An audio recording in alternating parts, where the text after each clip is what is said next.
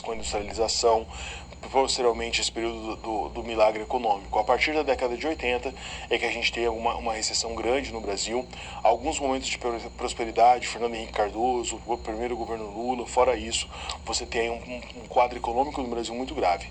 Então esse período do milagre econômico é bastante importante e foi fundamental na estruturação econômica do país. Voltando ao quadro, o Antônio Delfim Neto, né, como já foi colocado, era um economista brilhante, né, uma pessoa muito famosa, professor universitário, e que tem aí, ele é considerado o arquiteto do PIB, arquiteto do milagre, ao mesmo tempo que você não tinha uma visão social muito grande.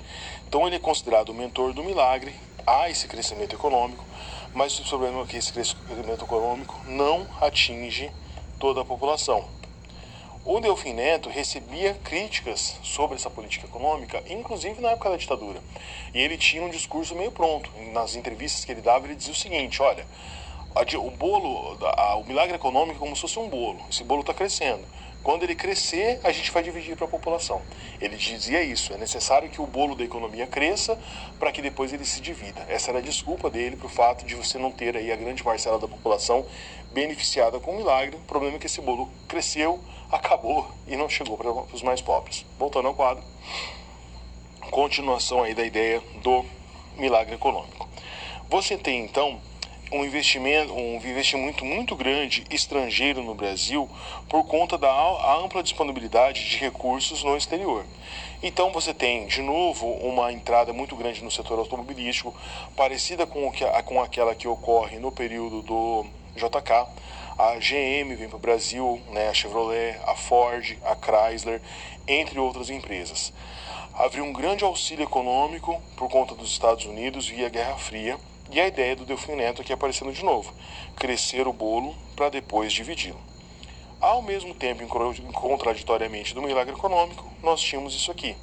Essa imagem é uma das várias que nós temos que mostram a repressão contra a ditadura, a repressão que a ditadura militar impunha sobre a população. Olha só, por que eu coloquei essa imagem? Essa imagem é de uma manifestação e de prisões que ocorreram na União Nacional do Estudante.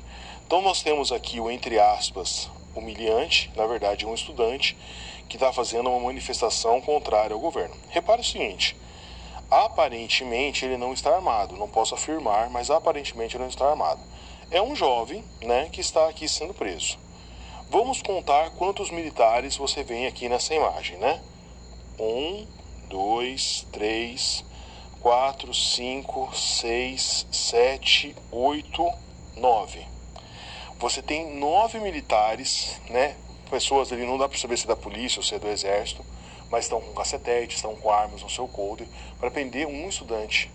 Que estudante seria esse, né? Deveria ser um cara terrível, porque para 9...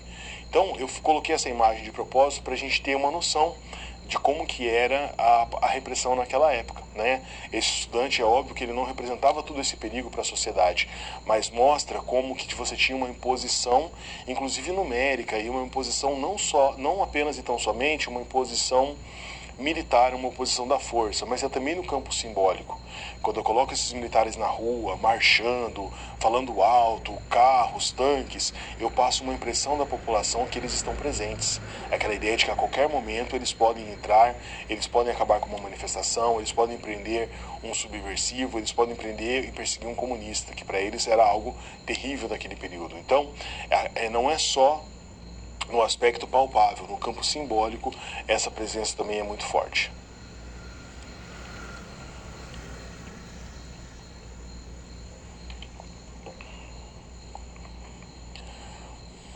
Governo Geisel e Figueiredo, a transição lenta, gradual e segura.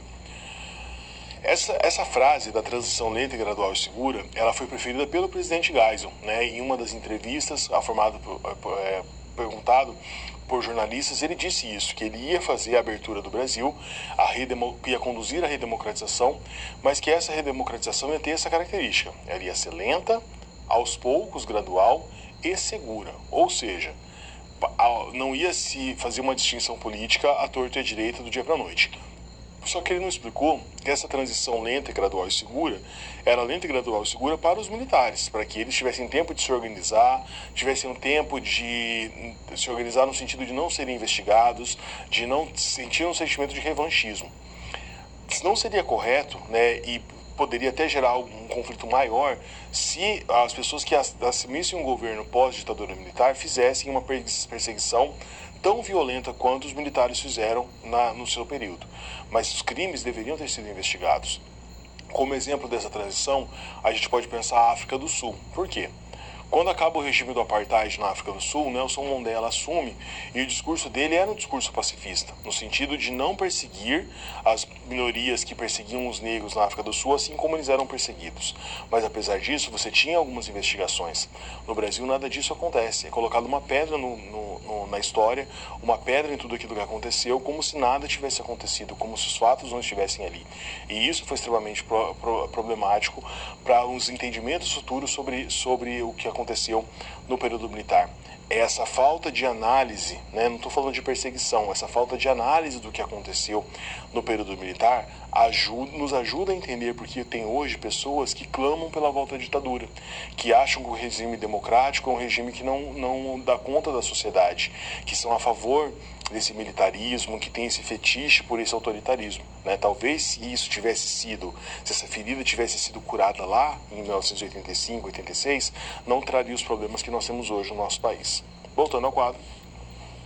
Governo Geisel, então, Ernesto Geisel. No Geisel, então, ele profere que vai fazer a abertura lenta, gradual e segura. Há um afastamento muito grande da chamada linha dura do poder, que era representada pelo Costa e Silva e pelo Médici.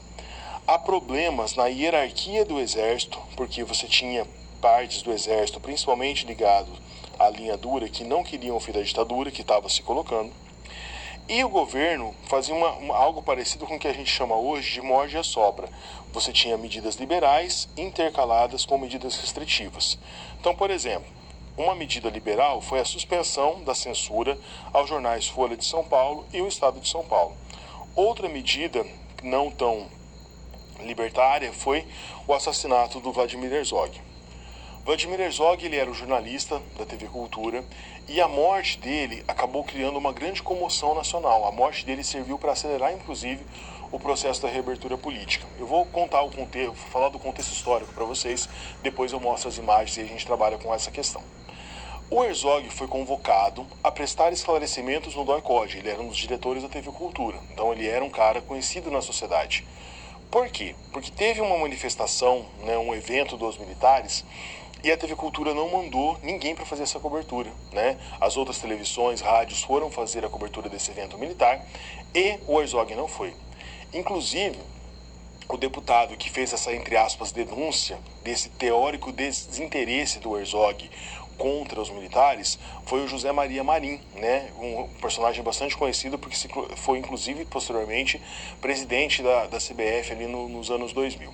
Pois bem, o Herzog foi convocado, teoricamente, só para dar um esclarecimento. Ele abertamente era um cara que combatia a ditadura, ele não era um alienado político. E o Herzog foi morto no DOI-CODE, ele foi assassinado. Provavelmente, né, depois a gente comprovou que isso foi verdade, eles pesaram a mão na tortura com relação a ele para ele confessar alguma coisa. Como que aconteceu? Como que as pessoas souberam dessa morte? As pessoas que trabalhavam com o Herzog na TV Cultura, na redação, foram do DOI-CODE. Olha, o cara entrou aí, não sai mais, o que aconteceu? Aí as pessoas que trabalhavam com o Herzog foram convidadas a entrar no DOI-CODE e viram essa imagem. Vamos ao quadro. As pessoas que trabalhavam com o Herzog foram chamadas ao DOI-CODE e viram isso que a gente está vendo aqui.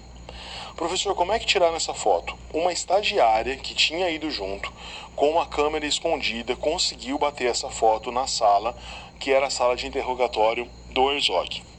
Qual que é o problema dessa foto? Ele está aqui amarrado com a sua gravata, enforcado, e com os joelhos flexionados.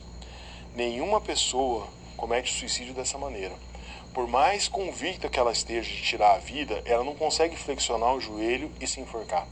Porque o instinto do corpo, o instinto da respiração é diferente. Então essa cena, ela foi manipulada. O Herzog foi morto e simularam ali que ele não tinha que ele tinha cometido assassinato. Que ele tinha cometido suicídio para acobertar o assassinato. Isso gerou uma comoção muito grande, você teve manifestações gigantescas na Praça da Sé, um culto ecumênico com católicos, com judeus, afinal de contas o Herzog era judeu, enfim, pressões muito grandes. Esse episódio ficou famoso na história do Brasil e serviu para acelerar o fim da ditadura. Quase 40 anos depois, no início dos anos 2010, salvo engano, a família do Herzog entrou na justiça e conseguiu mudar a certidão de óbito dele. Na certidão de óbito dele constava que ele tinha cometido suicídio. E depois de um processo na justiça, principalmente via Comissão da Verdade, mudou-se a certidão de óbito dele, dizendo que ele foi morto por tortura nas dependências do DOI-CODE de São Paulo. Isso é muito importante porque, além de ser um consolo para a família, também abre brecha para uma indenização. Afinal de contas, ele era um cidadão brasileiro que foi morto por ação do governo. Os militares do DOI-CODE representavam o governo brasileiro naquele momento. Voltando ao quadro. Então, há uma grande reação da sociedade, Igreja, OAB, e pela Comissão Nacional da Verdade, posteriormente, ele acabou tendo aí a mudança na sua certidão de óbito. Agora uma citação para a gente finalizar essa parte do Thomas Skidmore, que é um dos grandes brasilianistas, né, apesar de ser norte-americano, que estudam a história do nosso país. O Thomas Skidmore diz o seguinte: outros conhecidos oficiais da Sorbonne, que é o grupo intelectualizado, os moderados, eram os generais Golbery, Dal Couto e Silva, Cordeiro Farias, Ernesto Geisel, Jurandir Bizarria Mamed.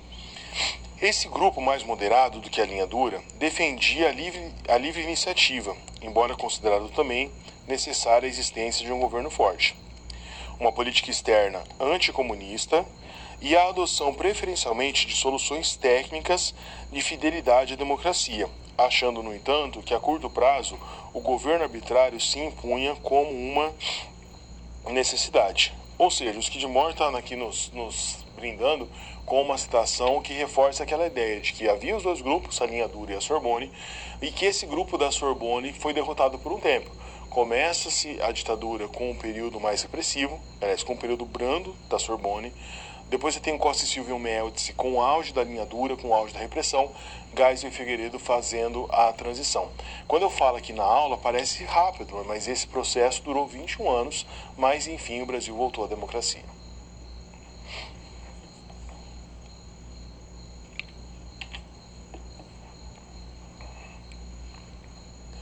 Governo Geisel e Figueiredo, a transição lenta, gradual e segura. Vamos falar um pouco mais agora especificamente sobre o governo Figueiredo e esse prelúdio do fim, a preparação que nós tivemos para o fim da ditadura no Brasil. Vamos ao quadro. Então, primeiramente, nós temos aqui, eu coloquei uma linha evolutiva, um histórico, para nós entendermos como que foi acontecendo essa abertura. Então, em 1973, nós temos a crise do petróleo. A crise do petróleo, ainda no governo lá da linha dura, foi importante porque a economia do Brasil era muito baseada e ganhava muito dinheiro, principalmente com a questão do automóvel. Essa crise do petróleo pôs fim ao milagre econômico, né? Então a crise que era externa acabou vindo interna e o milagre econômico faz água a partir de 1973. Em 78, a emenda constitucional número 11 acaba com o AI-5. Então volta-se o direito ao habeas corpus, a tortura deixa de ser legalizada, você tem uma transição muito importante. Ao mesmo tempo, há uma força muito grande do sindicalismo, as contestações, tanto rural quanto urbano. É nesse contexto que na ABC Paulista surge a figura do Luiz Inácio Lula da Silva com as grandes greves de 1978 e 79. O Lula aparece como líder sindical e depois se torna aí um grande líder político. Em 79, um dos grandes problemas que eu já falei, a lei da anistia, ampla, total e restrita. A anistia acabou servindo a lei da anistia acabou servindo como uma espécie de libertação, Quando falava-se da anistia, muitas pessoas não pensavam na ideia de que os militares não seriam processados pelos crimes cometidos durante a ditadura militar. Pensava-se o seguinte: vamos libertar as pessoas. Por quê? Havia muitos presos políticos no Brasil, havia um número muito grande de exilados, pessoas que foram expulsas do país, que foram convidadas a se retirar porque tinham um posicionamento político mais veemente. Então, pós 1979, os anistiados voltam ao Brasil, muitas pessoas acabam saindo da cadeia, voltando para sua família. Então, o clima pós-anistia fica um clima muito mais de retorno dessas pessoas, de fim de um período conturbado. Não se pensava tanto na ideia de que os militares que cometeriam crime durante a ditadura também seriam anistiados. Voltando ao quadro. E a volta do pluripartidarismo. A Arena acabou virando o PDS, né, o Partido Democrático Social, mas é só uma sigla, na verdade, de Democrático Social não tinha nada. E você tem também a ideia do PMDB, que é a evolução do MDB, o PT e o PDT. No início, né, na década de 80, já início dos anos 90, você tem um contexto político brasileiro mais às esquerdas. PMDB, PT, PSDB eram partidos de oposição ao que representava a Arena. Durante um tempo no Brasil, se a gente pegar ali final dos anos 90, início dos anos 2000, você tem o PT se colocando como a esquerda no Brasil e o PSDB como a direita. Mas, na verdade, esses grupos, todos eles eram contrários à ditadura no Brasil. Posteriormente, né, década de 2015 para frente, você tem uma reascensão da direita reacionária no Brasil, por conta do PL, do PSL, o contexto da eleição do Jair Bolsonaro, mas isso aí vai ser assunto para a próxima aula, quando a gente finalizar a disciplina de República 2. Voltando ao quadro. Eleições. A possibilidade das eleições gerou uma frustração muito grande. Por quê? Você teve, em 1984, a emenda Dante de Oliveira, que era uma emenda que propunha as diretas já, ou seja, o brasileiro voltar para presidente em 1985. Ela não foi aprovada, apesar de uma grande comoção nacional, que era por conta principalmente da ideia das diretas já, dos comícios que existiam. Na eleição indireta, ou seja, uma eleição que foi realizada dentro do Congresso, você tinha dois candidatos. O Paulo Maluf, o mesmo prefeito de São Paulo, que era ligado à Arena, à situação, e o Tancredo Neves, um dos grandes líderes do MDB, do Movimento Democrático Brasileiro, que era contrário à ditadura militar. O Tancredo vence a eleição indireta. Então, apesar da emenda Dante de Oliveira ter sido rejeitada, você tinha uma ideia positiva. Poxa, o Tancredo venceu. Só que o vice do Tancredo era o José Sarney. Vitória, morte e frustração. Por quê? O Tancredo vence a eleição, só que ele não chega a assumir. Ele adoece no período que foi entre a eleição e a posse e acaba falecendo. O vice dele era o José Sarney, que oficialmente estava no MDB. Só que o Sarney, até pouquíssimo tempo atrás, ele era da Arena. Ele era conhecido muito mais por ser um político ligado à Arena, aos militares, do que ao MDB. Ele trocou de canoa, trocou de barco aí aos 45 do segundo tempo. Então, apesar da vitória do Tancredo amenizar o fato das diretas já não terem sido aprovadas, o Sarney assumir meio que colocou água no chope de todo mundo naquele momento. Por quê? Era um político que representava muito mais a ala dos militares do que a democracia. Apesar disso, Sarney consegue fazer um governo com uma transição democrática. A grande marca do seu governo é a aprovação da Constituição vigente até um presente momento, de 1988, a Constituição Cidadã. Sarney poderia ter avançado muito mais em vários pontos, mas não o fez. Mas a grande marca ruim do governo Sarney é a péssima política econômica, a chamada inflação galopante e tudo que isso gerou no nosso país. Voltando ao quadro, fiz questão de colocar aqui uma foto histórica daqueles que eram políticos que, muito embora tivessem as suas divergências, se uniram em prol da democracia contra a ditadura militar. Então, da esquerda para a direita, você tem aqui o Leonel Brizola, que foi o líder da campanha pela legalidade, para que o João Goulart voltasse para o Brasil e assumisse o governo. Ulisses Guimarães, o grande líder da campanha das diretas já, e principalmente o presidente do Congresso à época em que o Brasil votou a Constituição de 1888. Tancredo Neves, o presidente que ganhou a eleição indireta mas que infelizmente não assumiu porque morreu pouco tempo depois. E jovenzinho aqui, né, mas já uma figura importante, universitária e principalmente na política, Fernando Henrique Cardoso, que tinha sido, naquela época, candidato a prefeito de São Paulo e perdeu a eleição pro Jânio Quadros, né, que era uma figura mais ligada a uma política mais antiga do Brasil, então um político ainda inexperiente, mas nessa época o Fernando Henrique já era muito famoso no meio acadêmico. Ele tem um trabalho muito sólido nas ciências sociais, na sociologia, e conseguiu transportar todo esse capital acadêmico para a política, não à toa conseguiu ser inclusive presidente da República. Então essa foto simboliza um pouco a luta pelas diretas já, o fim da ditadura militar e o início daquilo que seria o pluripartidarismo no Brasil com as disputas políticas que iriam posteriormente.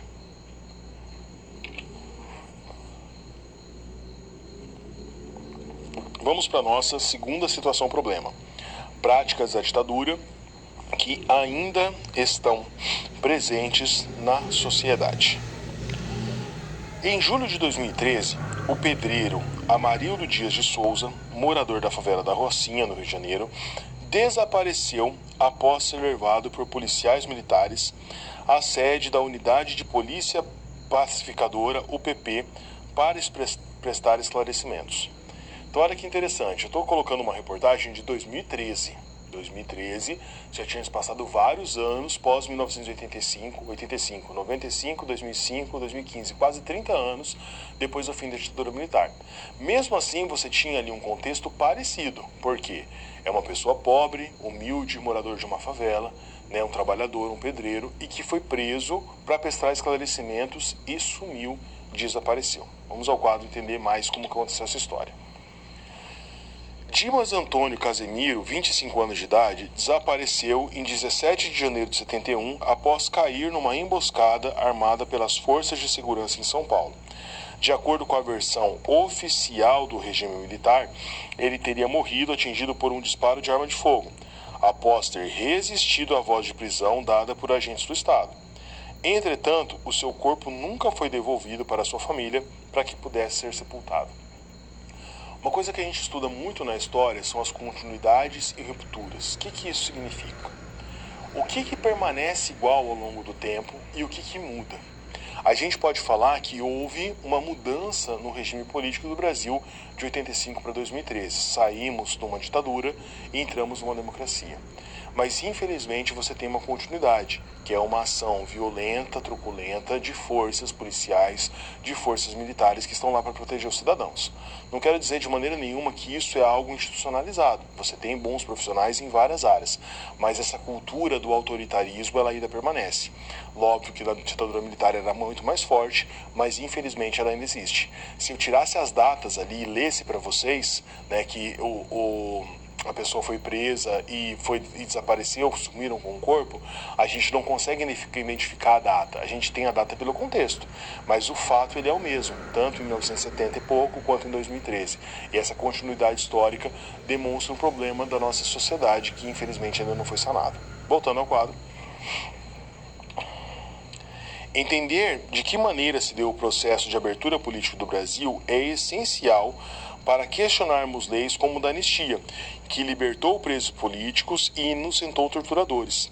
Além disso, permite levantar questões sobre os legados do militarismo no país, como do desaparecimento de pessoas sem uma explicação oficial do governo ou das forças de segurança. É uma continuidade histórica que não deveria ocorrer de maneira nenhuma. Vamos agora para o nosso segundo momento de interação. A questão é a seguinte: como podemos superar os legados do militarismo rumo a uma democracia plena? Pense e reflita, eu volto em alguns instantes com a resposta.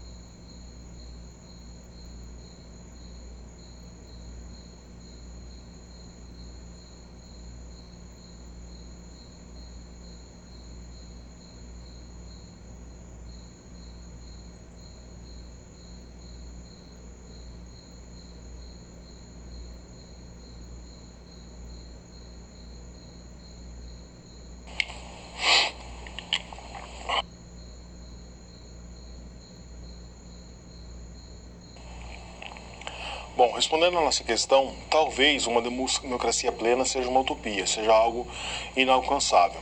Mas para a gente superar as marcas do militarismo, uma das coisas mais importantes é olhar para esse período, estudar esse período, discutir sobre ele, não fingir que ele não existiu, né? Uma das funções do historiador, né, segundo o Mark Bloch nos ensinou, é fazer as pessoas lembrarem daquilo que elas querem esquecer. Então a gente tem esse legado e tem essa importância. Um exemplo muito grande tem relação com o nazismo e os campos de concentração da Alemanha nazista na época da Segunda Guerra Mundial. Eles não destruíram os campos de concentração e construíram uma estrada em cima ou um monumento. Eles transformaram esses campos de concentração em lugar de memória, onde os estudantes, as pessoas vão a esse lugar, entender o que aconteceu, entender quais são as origens desse autoritarismo e o que acontece quando esse autoritarismo ele ganha aí uma projeção exponencial muito grande no país.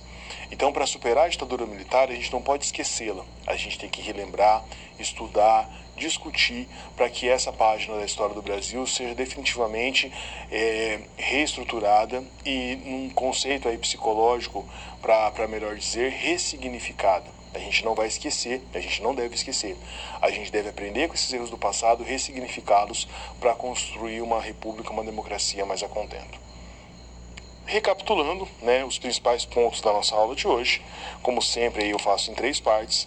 Na primeira parte da nossa aula, nós falamos sobre o estabelecimento do regime militar.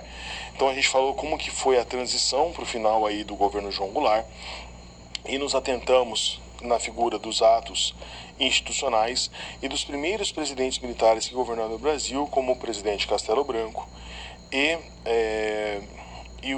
que era um dos de transição, vamos colocar assim. Na segunda parte da nossa aula, nós falamos sobre os jogos de poder e as divisões dentro da ditadura militar, o grupo da chamada linha dura contra o grupo da chamada Sorbonne, e falamos dos quais presidentes tinham relação com cada uma dessas instituições, ao mesmo tempo em que entendemos como nos governos de Costa e Silva e Médici, a ditadura teve uma escalada autoritária para os anos de chumbo, que contraditoriamente foram os anos do milagre econômico. E finalizamos a aula com a abertura lenta, gradual e segura, que começa com o presidente Geisel e termina com o presidente Figueiredo. Essa abertura lenta, gradual e segura é marcada pelo pela lei da anistia, que foi uma lei que permitiu que os presos, os exilados políticos voltassem ao Brasil, que as pessoas que tinham sido presas durante a ditadura pudessem voltar aos seus lares, mas que também anistiou torturadores. Então uma lei bastante complexa e que acabou por ter um efeito positivo e negativo nessa distensão política, nessa reabertura política. Espero ter contribuído e ajudado, né, nas discussões relativas à nossa aula, ao regime militar, à ditadura.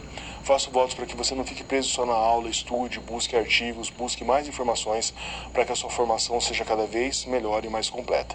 Me despeço agora, desejo bons estudos a você e até uma próxima oportunidade.